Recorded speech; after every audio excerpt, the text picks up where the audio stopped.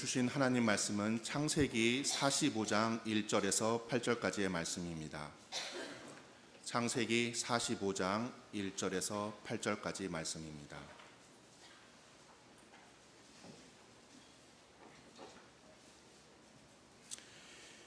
요셉이 시종하는 자들 앞에서 그 정을 억제하지 못하여 소리질러 모든 사람을 자기에게서 물러가라 하고 그 형제에게 자기를 알리니 그때 그와 함께한 다른 사람이 없었더라.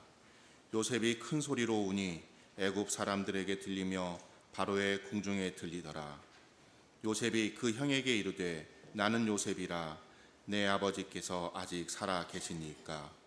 형들이 그 앞에서 놀라서 대답하지 못하더라. 요셉이 형들에게 이르되 내게로 가까이 오소서. 그들이 가까이 가니 이르되 나는 당신들의 아우 요셉이니 당신들이 애굽의 판자라. 당신들이 나를 이곳에 팔았다고 해서 근심하지 마소서. 한탄하지 마소서. 하나님이 생명을 구원하시려고 나를 당신들보다 먼저 보내셨나이다. 이 땅에 2년 동안 흉년이 들었으나 아직 5년은 밭갈이도 못하고 추수도 못할지라. 하나님이 큰 구원으로 당신들의 생명을 보존하고 당신들의 후손을 세상에 두시려고 나를 당신들보다 먼저 보내셨나니 그런즉 나를 이리로 보내는 이는 당신들이 아니요 하나님이시라. 하나님이 나를 바로에게 아버지로 삼으시고 그 온 집의 주로 삼으시며 애굽 온 땅의 통치자로 삼으셨나이다. 아멘. 혹시 킨측이라고 들어보셨습니까? 일본의 전통 수선 기법인데요. 그래서 킨이라고 하면 금입니다. 그리고 칙이라고 하면 잇다, 이어붙이다 라는 뜻이거든요. 그래서 보시면 깨진 그릇이나 접시, 꽃병 이런 도자기들을 이어붙입니다. 근데 그때 접착제를 사용하는데 접착제에 금을 섞어요. 그래서 금이 섞인 접착제를 발라서 깨진 것들을 이제 이어붙입니다. 그러다 보니까 깨진 조각에 붙은 자리에는요, 이렇게 금색 줄가루가 선명하게 보입니다. 마치 흉터 같기도 하죠. 근데 이게 접착제가 마르면서는요, 수선한 그릇이 원래의 그릇보다 더 단단해지고 또 원래 그릇과 같진 않지만 그 자체로 아름답고 또 때로는 그래서 수선한 이후에 그 가치가 더해지기도 합니다. 근데 이게 요셉의 삶이 그렇습니다. 우리가 요셉은요, 야곱의 11번째 아들입니다. 창세기 37장은 요셉이 노년에 얻은 아들이므로 더 요셉을 사랑하였고 또 채색 옷을 지어 입혔다라고 이야기하고 있습니다. 이때 채색 옷의 의미가 분명하진 않은데, 그러니까 채색 옷이 도대체 어떤 옷인지가 정확하진 않지만 일단은요, 비싸고 화려한 옷입니다. 공동번역에서는요, 장신구를 단 옷이다라고 번역하였습니다. 그래서 우리가 한 가지는 분명히 알 수 있습니다. 채색 옷을 입으면 일하기에 너무 불편합니다. 아니, 채색 옷을 입고는 일을 할 수가 없습니다. 그래서 야곱이 요셉에게 채색 옷을 지어 입혔다라고 하는 것은 요셉에게 일을 시키지 않겠다 하는 의지이고 또 의도이기도 합니다. 그만큼 요셉은 야곱의 특별한 사랑을 받았습니다. 그러다 보니까 당연히 형들의 시샘을 받습니다. 근데 거기에 더해서 요셉은 철이 없었던 듯 합니다. 꿈을 꾸면 그 내용을 그냥 가감없이 말하곤 했습니다. 그러면 그 내용이 무엇이었는가 하나 보면, 그냥 밭에서 곡식을 묶었는데 형의 곡식의 단이 자기 단을 둘러서서 절하더라 라는 거예요. 이런 이야기를 들으면 형들이 얼마나 어이가 없었겠습니까? 그래서 이런 것들이 쌓이고 쌓여서 하루는 형들이 요셉을 미디안 상인들에게 팔아버렸습니다. 그리고 아버지에게는 짐승에게 잡아먹혔다 이렇게 거짓으로 말하였죠. 이후 요셉은 이제 애굽으로 가서 바로의 친위대장 보디발의 종으로 팔리게 되었습니다. 이때부터 요셉의 삶을 보면요, 살았으나 죽은 삶입니다. 아버지는 이미 죽은 줄 알고 있지 않아요? 또 형들은 어떻습니까? 형들은 그런 요셉을 다 잊었습니다. 우리 코코라고 하는 픽사 애니메이션이 있거든요. 그 애니메이션에서 죽음을 어떻게 표현하는가 보니까 잊혀지는 것입니다. 진짜 죽음은 무엇인가? 단순히 코끝에서 호흡이 끊어지는 것이 아니라 그 사람이 주위의 가족이든 친척이든 많은 사람들에게 잊혀지는 것, 그게 죽음이다 이렇게 이야기하고 있거든요. 참 그럴듯하지 않습니까? 근데 이게 전도자의 의견이기도 합니다. 전도자가 헛되고 헛되며 모든 것이 헛되다라고 하는데 그 헛된 것 중에 하나가 무엇인가 보면요, 누구로 살든지, 그러니까 왕으로 살든 종으로 살든 또 어떻게 살면서 얼마나 많은 것을 가지고 누리고 이루었든지 죽고 나면 잊혀지는 게 매 한 가지다라는 것입니다. 또 게다가 보디발을 이용해서 애굽에서 만난 모든 사람들에게 요셉은 누구입니까? 다만 종입니다. 종은요, 언제든지 주인에게 버려지고 죽을 수 있는 그런 처지에 있는 사람입니다. 더 이상 필요가 다하면 그냥 버려지고 죽어야 되는 사람, 살아있지만 그 삶조차 내가 꾸려가지 못하는 그런 사람이 또 종입니다. 그러다 보니까 요셉은 살아있지만 죽은 듯한 삶을 산 거예요. 그러나 그것으로 끝이 아닙니다. 또 이후의 일들을 보니까요, 계속 꼬입니다. 보디발의 아내가 유혹하였습니다. 그 유혹을 뿌리쳤지만 그 누명을 써서 왕의 죄수를 가두는 감옥에 갇혔습니다. 그리고 그 안에서는요, 이제는 아무런 기대와 소망 없이 살아갑니다. 언제 죽을지 모르고 또 언제 죽어도 이상하지 않은 그런 불안한 상황 속에서 살아갑니다. 한 사람의 삶이 어떻게 이것보다 더 파란만장할 수 있겠는가 생각이 드는 대목이에요. 요셉의 삶은 깨어질 대로 깨어졌습니다. 그러니까 완전히 산산조각이 났습니다. 그런데 하나님께서 그 모든 조각을 이어 붙이기 시작하셨습니다. 바로의 꿈을 해석하고 바로가 앞으로 해야 할 일을 알려주고, 그러면서 요셉이 애굽의 총리가 되었습니다. 형들을 만나고 아버지와 형들에게 속한 가족을 애굽으로 데려와 살게 하면서 그들을 모두 구원하였습니다. 오늘 본문에서는요, 그런 요셉이 형들을 만나고 형들에게 자신을 요셉으로 알리는 장면입니다. 앞에서 형들은 요셉을 잊었고 그래서 죽었다, 죽은 것과 같다라고 말씀드렸습니다. 그러나 이제는 살아있다라고 말하는 장면이에요. 나는 요셉입니다. 그리고 다시 말합니다. 나는 당신들의 아우 요셉이니 당신들이 애굽의 판자입니다. 그때 형들이 어땠다고 했습니까? 놀라서 대답하지 못하였다. 그러니까 지금 어떤 경위로 이렇게 되었는지 모르겠지만 한 가지 분명한 것은 우리가 죽였다 여기는 그런 요셉이 지금 살아있고 지금은 요셉이 우리를 죽일 수 있다 하는 것입니다. 얼마나 근심하고 한탄하였겠습니까? 그런데 그때 요셉이 말합니다. 5절이에요. 당신들이 나를 이곳에서 팔았다 해서 근심하지 마소서, 한탄하지 마소서. 하나님이 생명을 구원하시려고 나를 당신들보다 먼저 보내셨나이다. 굉장히 놀랍지 않습니까? 요셉의 삶은 이 형들 때문에 깨어질 대로 깨졌습니다. 완전히 산산조각이 났어요. 낯선 땅으로 팔려왔고 또 다른 사람의 종이 되었고 심지어 감옥에 갇혔습니다.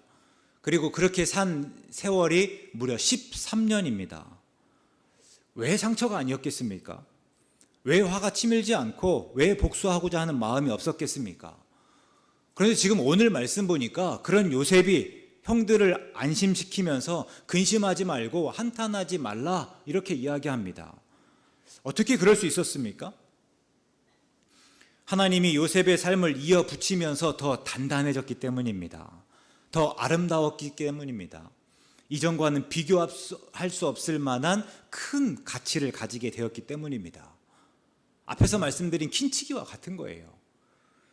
7절과 8절에서 다시 설명합니다. 하나님이 큰 구원으로 당신들의 생명을 보존하고 당신들의 후손을 세상에 두시려고 나를 당신들보다 먼저 보내셨나니 그런즉 나를 이리로 보낸 이는 당신들이 아니요 하나님이십니다. 물론 요셉이 형들이 한 일을 모르는 것이 아닙니다. 다만 하나님이 하신 일에 더 큰 의미를 두면서, 그러니까 형들이 한 일이 아니라 하나님께서 그 일을 통해서 하신 일에 더 큰 관심을 가지면서 형들의 잘못을 묻지 않고 형들을 용서하기로 한 것입니다. 우리가 하나님께서 하신 이 모든 일을 가리켜서 흔히 하나님의 섭리다 이렇게 이야기합니다. 물론 성경에는 섭리라고 하는 단어가 나오지 않습니다. 그러나 그 의미는 성경 구석구석에 나타나고 우리 역시 그 말을 자주 사용합니다. 그러면 섭리가 무엇입니까? 우리가 섭리라는 말을 자주 사용한다라고 하였는데 과연 섭리가 무엇인가?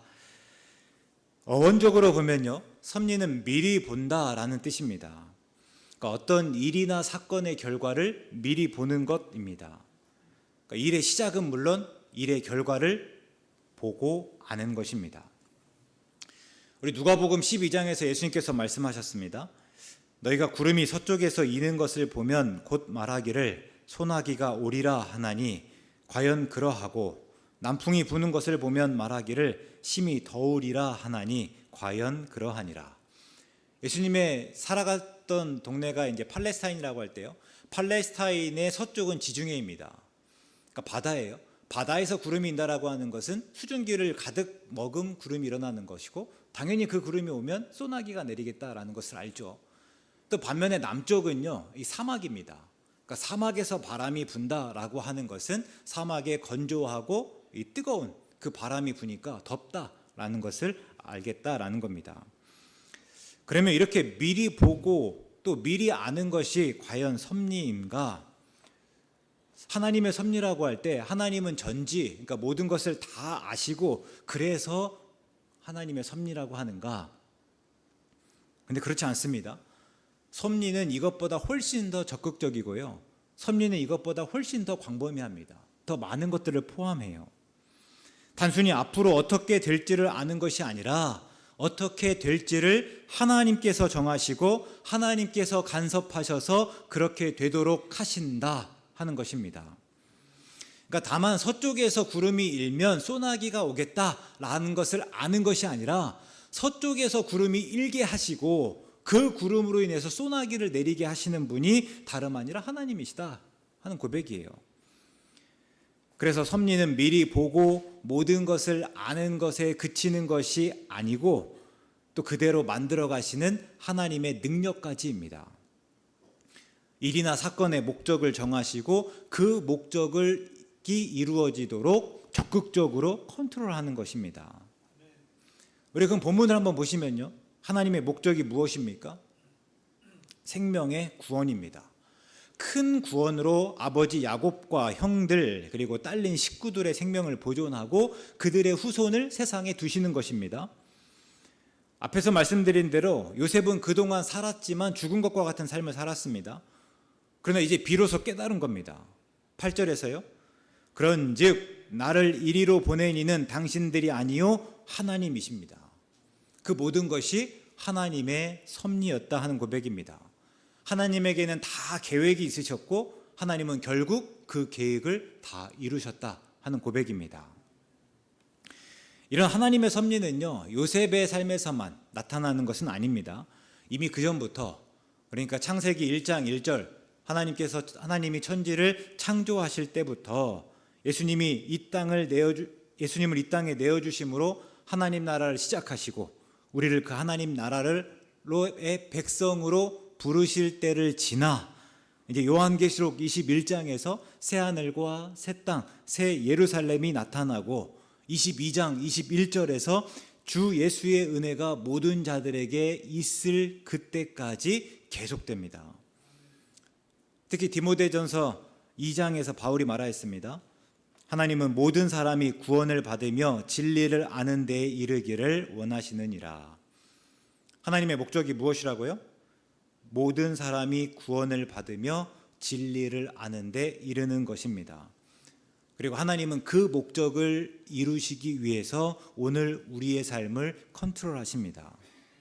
이게 섭리예요. 그런데 저는 이 말씀이 얼마나 큰 위로가 되는지 모릅니다. 우리는 종종 하나님을 우리 삶의 주인으로 삼아야 합니다. 하나님이 내 삶을 관여하시고 이끄시도록 내어드려야 합니다 라고 하면 못마땅합니다. 그럴 법한 게요, 우리가 지금껏 그렇게 배워오지 않았기 때문이에요. 세상은 끊임없이 내가 내 삶의 주인이어야 된다, 내가 내 삶의 주인공 되어야 된다 라고 이야기하고 있습니다. 또 그것을 최고의 가치로 계속해서 또 가르치고 있습니다. 지금보다 젊었을 때는요, 저도 그랬던 듯합니다. 그냥 모든 것을 다 할 수 있을 줄 알았습니다. 혹 당장은 아닐 수 있지만 마음만 먹고 노력하면 못할 게 없을 듯 하였습니다. 그러는 걸 보면 마치 사춘기 자녀를 보는 것 같기도 해요. 저희 아이도 사춘기이긴 한데요. 뭔가 말을 하잖아요. 듣지를 않아요.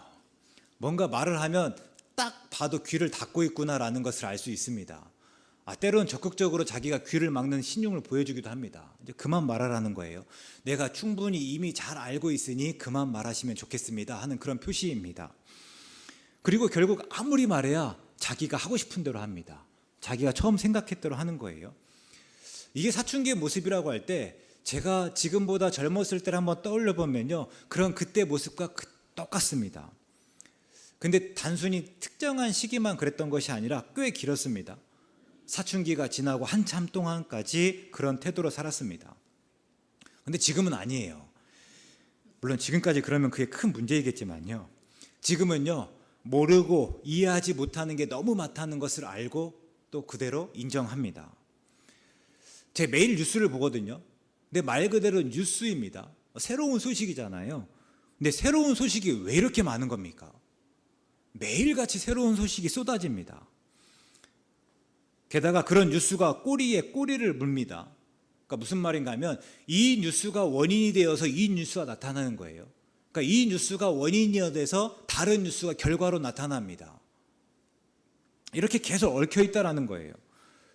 근데 제가 처음에 들 때는요, 이 뉴스를 들으면서 이게 이것의 결과로 나타났다라는 거 생각조차도 못했거든요.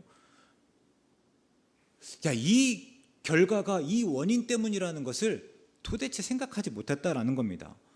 그런데 다 나중에 듣고 보면요, 이게 원인이 돼서 결과가 나타나고 다시 그것이 원인이 돼서 결과가 나타나고 다 서로 이렇게 얽혀 있다라는 겁니다. 그러고 보면요, 우리는요, 일단은 무슨 일이 일어나는지 모르고 살아갑니다. 세상에 수많은 일들이 일어나는데 그 어떤 일들이 일어나는지 다 알지 못하고 산다라는 거예요. 다르게 하면 한치 앞을 모르고 삽니다. 그러면서도 그 영향을 고스란히 받아요. 가만히 생각해 보면요, 이게 굉장히 무섭기도 하고 한편으로는 그럼에도 불구하고 살아가는 게 대견하기도 하고 대단하기도 합니다. 앞에 무엇이 있는지 모르는 채, 내가 한 발 내딜 때 어떤 일이 일어날지 모르는 채 내가 한 발 내딛는 거잖아요. 제가 휴가 때 63빌딩에서 하고 있는 전시회에 다녀왔습니다. 프랑스에 가면 퐁피두 센터라고 하는 유명한 근현대 미술관이 있어요. 현대 미술관인데 근대 현대의 작품들이 좀 모여 있는 곳이거든요. 지금 리노베이션으로 휴업 중입니다. 30년까지 계속 리노베이션을 하겠다라고 하고, 그러고 나면 이제 더 이상 개장하지 못하니까 거기에 있는 소장품들을 한화에서 지금 빌려온 거예요.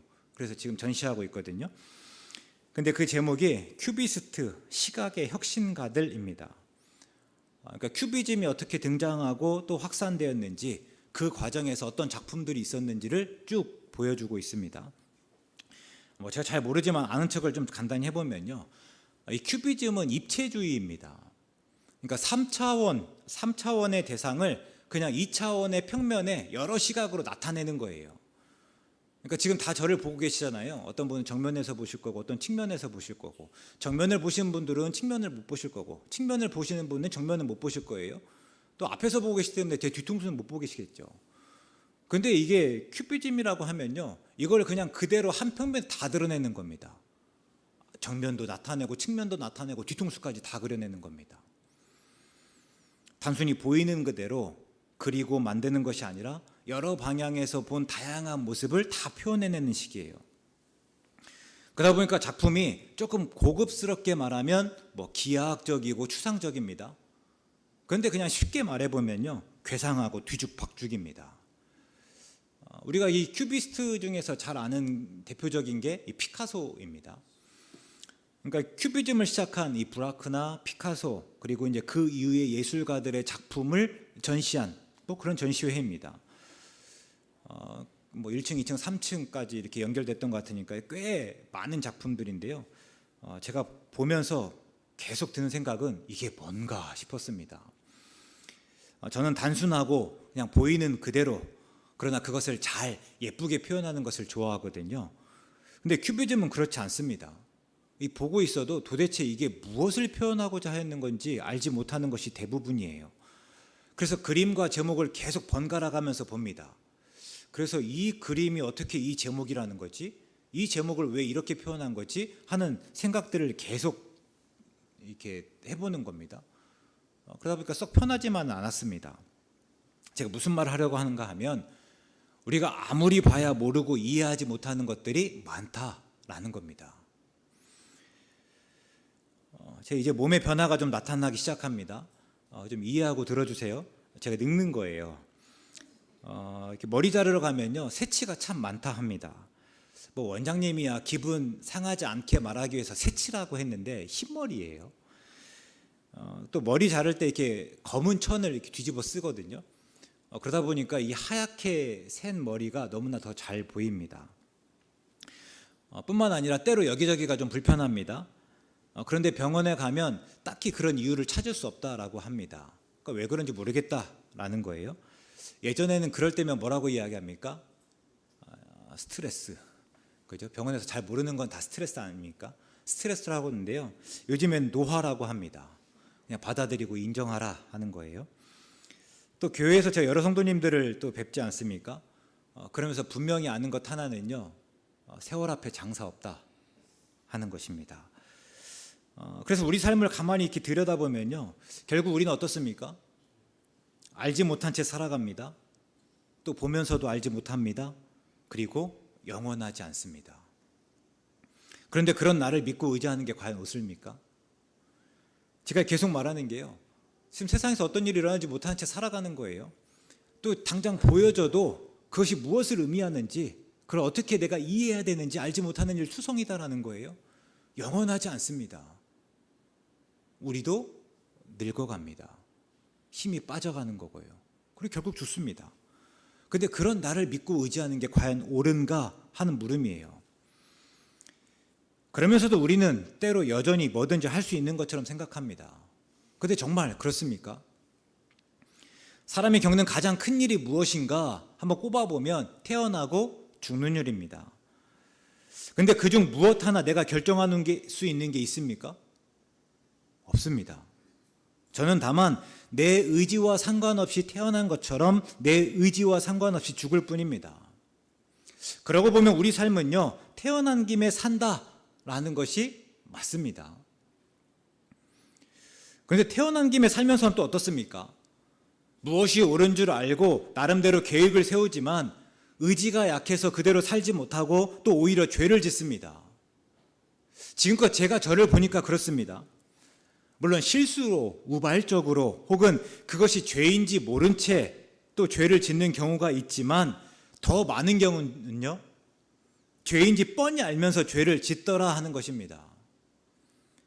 죄를 짓기 전에 갈등하면서 나름대로 계속해서 합리화합니다. 내가 왜 이런 죄를 지을 수밖에 없는지 그 이유를 찾아내요. 그리고 철저하게 계획하고 준비하면서 죄를 짓습니다. 제가 저를 보니까 그렇더라고요.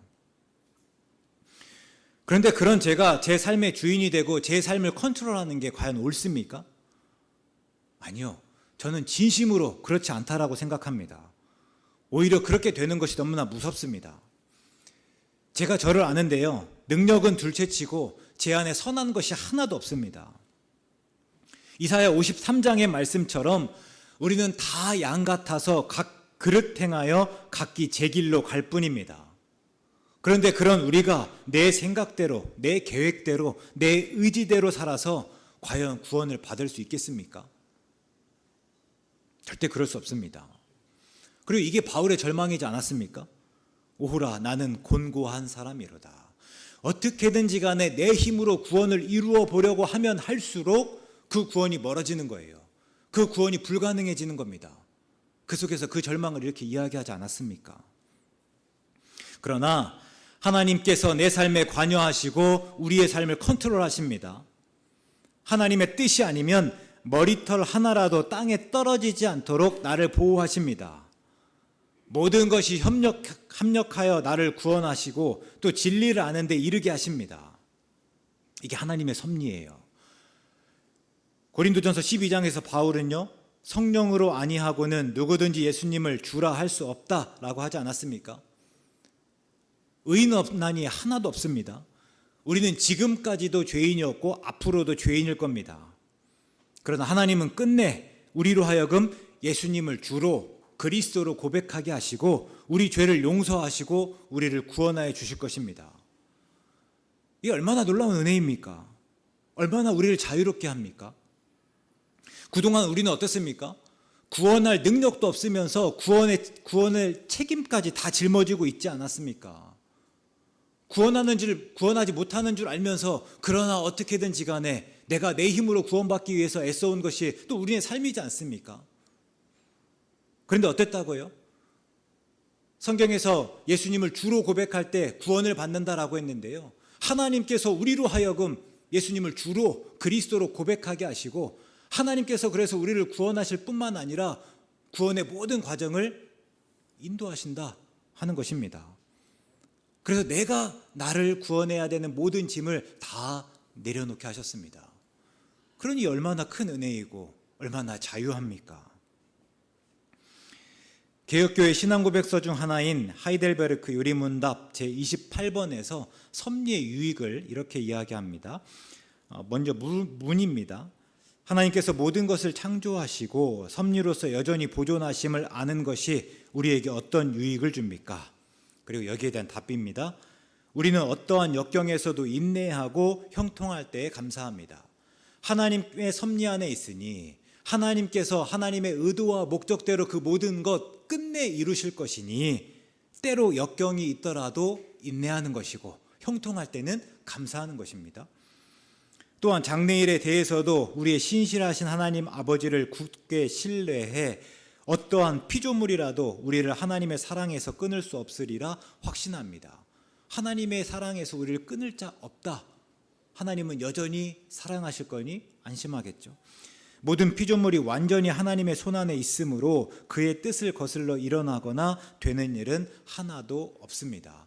우리가 볼 땐 다 이해하지 못하지만 그러나 여전히 그 모든 일들이 하나님의 뜻 안에 있고 하나님의 뜻을 거슬러 일어나거나 되는 일 하나도 없으니 우리가 안심할 수 있겠죠. 앞에서 말한 은혜, 자유가 얼마나 든든한지를 말해줍니다. 그래서 하나님의 섭리를 기대할 때 우리는 의연할 수 있습니다.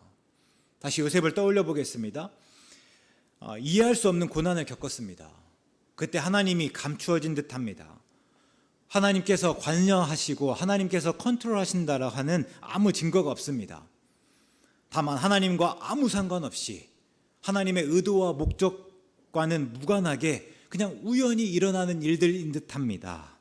그러나 그런 우연이 반복되면서 우연과 우연 사이에 플롯이 만들어지고 하나님의 구원이 분명히 나타났습니다. 결국 하나님께서 하나님의 의도와 목적대로 그 모든 것 이루셨다라는 것을 알았고 그 믿음이 요셉으로 하여금 형들을 용서하게 하였습니다. 그러니까 모든 것을 하나님이 하신 일로 알고 나니까 여유가 생기는 것이에요. 그러니까 내가 하지 않아도 하나님께서 하신다, 하나님께서 하실 것이다 라고 믿고 나니까 굳이 내가 하지 않아도 되는 거예요. 거기 선악과는 다 하나님께서 하실 일이잖아요. 오늘 우리에게 이런 여유가 있습니까? 혹 하나님의 섭리를 잊다 보니 삶의 너무 많은 부분, 너무 작은 일에까지 지나치게 신경 쓰면서 내가 주인 노릇해야 한다 생각하고 있지 않습니까? 물론 그래서 재미있을 수 있습니다. 그러나 그래서 여유 있고 행복한 거랑은 다르지 않습니까? 재미있다고 해서 그것이 여유 있고 꼭 행복한 것은 아니잖아요. 내가 잡고 있다 생각하지만 실제로는 내가 매이고 잡혀 있는 경우가 훨씬 더 많지 않습니까? 또 재미가 의미까지 만들어내지는 못하지 않습니까? 재밌다고 해서 그것이 의미 있는 일은 아니다 하는 것이에요. 사람 간의 관계 역시 마찬가지입니다. 하나님께서 하실 일로 맡겨두지 못하니 내가 나서는 거예요. 모든 게 내가 다 내 기준에 맞아야 합니다. 그래서 내 기준대로 판단하고 평가하고 또 거기에 따라서 대합니다. 그 사람을 그 사람 그대로 볼 여지가 없는 거고요. 잘못에 관대하지 않습니다. 꼭 우리가 그러지 않습니까? 여러분, 우리 하나님의 섭리를 인정하실 수 있기 바랍니다. 하나님의 섭리를 인정하다 인정한다라고 하는 것은요, 결국 괜찮다, 결국 모든 것은 해피엔딩이다라는 것을 잘 아는 일입니다. 우리 삶이 그렇고 또 드라마나 영화를 보면요, 짧은 시간 안에 더 잘 알 수 있지만 삶에는 어쩔 수 없이 갈등이나 고난이 있습니다. 그러나 그 끝이 행복하다라는 것을 알면요, 갈등이나 고난의 상황에 집착하는 대신에 그 이후의 상황에 시선을 돌리면 그 상황을 조금 더 느긋하게 보고 지나갈 수가 있습니다. 지금 당장 이게 전부인 것처럼 거기만 집중해서 볼 때는 내가 뭐든지 해야만 할 것 같고 그래서 늘 쫓기는 듯 하지만요, 조금 떨어져서 그 이후에 다 괜찮다, 다 해피엔딩이다 라는 것을 알고 나서 다시 이 자리를 보면요, 훨씬 더 느긋하게 여유 있게 지나갈 수 있다는 것이에요. 내가 모든 것을 다 하지 않아도 된다는 것을 비로소 깨닫습니다. 그리고 그때 우리의 신앙은 비로소 성숙할 수 있습니다. 헨리 나우엔이요, 그의 책 예수의 이름으로 라는 책에서 이렇게 말했습니다. 성숙이란 자신이 가고 싶지 않은 곳으로 기꺼이 이끌려 갈 수 있는 능력이다. 다시요. 성숙이란 자신이 가고 싶지 않은 곳으로 기꺼이 이끌려 갈 수 있는 능력이다. 그럴 때 하나님의 섭리를 기대하는 가운데 내가 가고 싶은 곳이 아니라 하나님이 뜻하신 곳으로 기꺼이 이끌려 갈 수 있는 우리 모두 되기 원합니다. 하나님의 섭리 가운데 하나님의 의지와 하나님의 의도와 하나님의 목적대로 한 걸음 한 걸음 나아가는 우리 모두 되실 수 있기를 주의 이름으로 축원합니다. 사랑하는 하나님, 수고하고 무거운 짐진 우리가 하나님의 섭리를 기대하며 짐을 내려놓고 쉬기를 다짐합니다. 결국 하나님께서 선하게 이끄실 것을 믿으며 삶의 모든 순간을 의연하게, 특히 갈등이나 고난의 상황 속에서조차 느긋할 줄 알고 다른 사람을 기꺼이 용납하게 하시옵소서. 예수님의 이름으로 기도드립니다.